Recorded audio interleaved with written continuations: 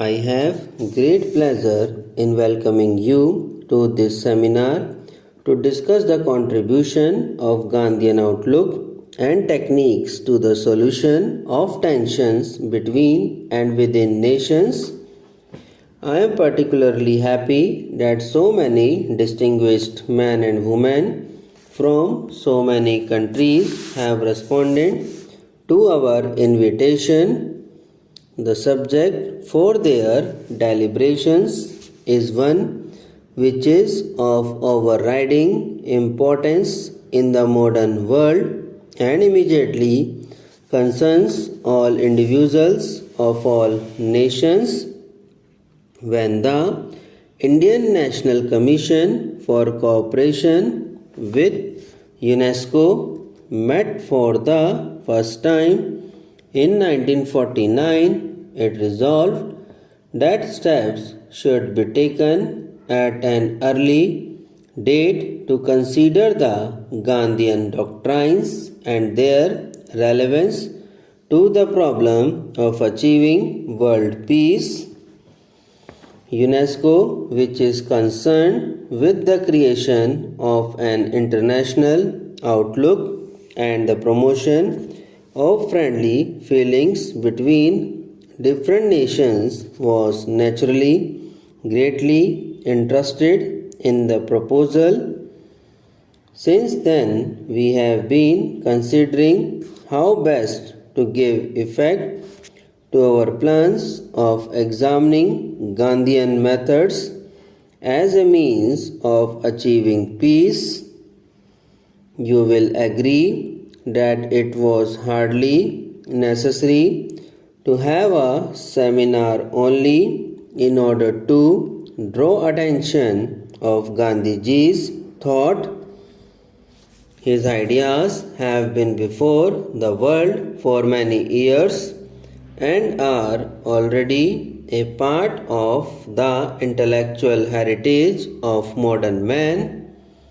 In view, however, of the crisis which threatens the world today and the danger of war, which is always in the background of our minds, it seems specially appropriate to consider Gandhiji's methods so far as they provide an alternative to war and promise a solution to international problems.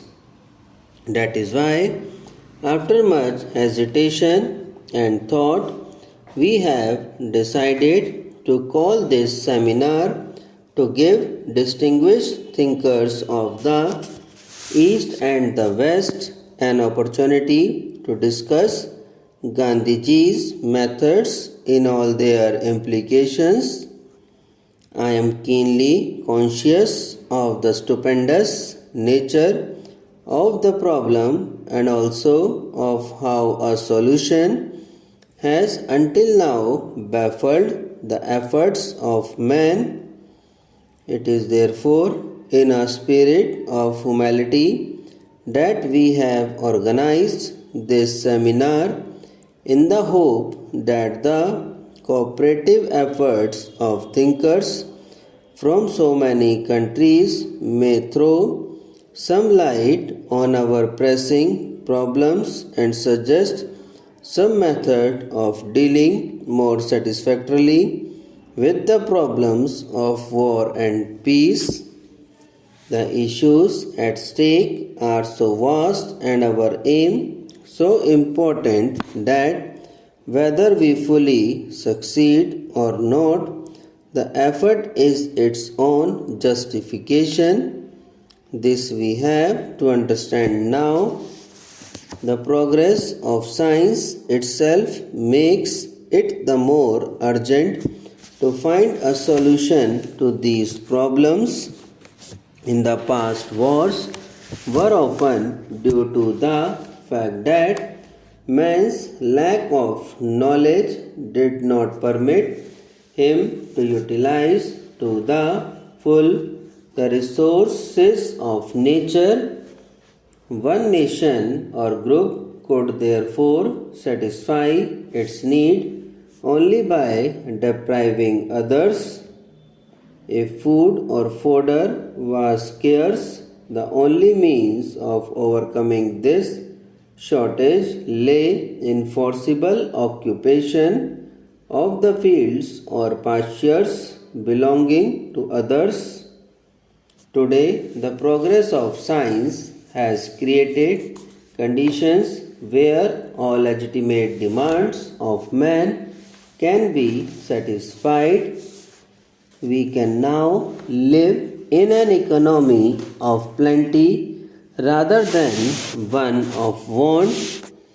Secrets of nature have been revealed one after the other, and those have made available to man the immense wealth of her hidden resources. The tragedy of the situation, however, is that this increase of knowledge and mastery over nature is being used not so much for the constructive purposes of society as to enhance man's powers of destruction. The energy of the atom has been unlocked, and this can bring within the reach of all comfort and plenty. We are, however, concentrating on the use of atomic energy mainly to create terrible engines of destruction. Wireless has brought all mankind nearer to one another, but instead of using it to strengthen the bonds of fellowship among men, we are using it as an aid to a propaganda of hatred and discord. Aeroplanes are being used primarily to develop our offensive in aerial warfare. Greater knowledge of germs and bacteria promises mastery over disease and suffering, but such knowledge is often being sought to develop their use as weapons in bacteriological war. Note that these discoveries have no beneficent use, but such use seems subsidiary to the main purpose of employing them as weapons for the destruction of humanity. Since the beginning of this century, technological and scientific developments have tended to make war and peace coextensive with the whole world. In the past, some problems may have been solved by war. In any case, such wars were confined to a section of the world. Today, it is clear that no problems can be solved by war. If an attempt is made to solve any problem by means of war, the consequences extend beyond the frontiers of the nations concerned and involve all mankind. Wars have reached a stage where they only succeed in intensifying the hatred between nations and leading to new hatreds. Thus, the only consequence of war today is to enhance the impulse to revenge and destruction to become a basis of conflict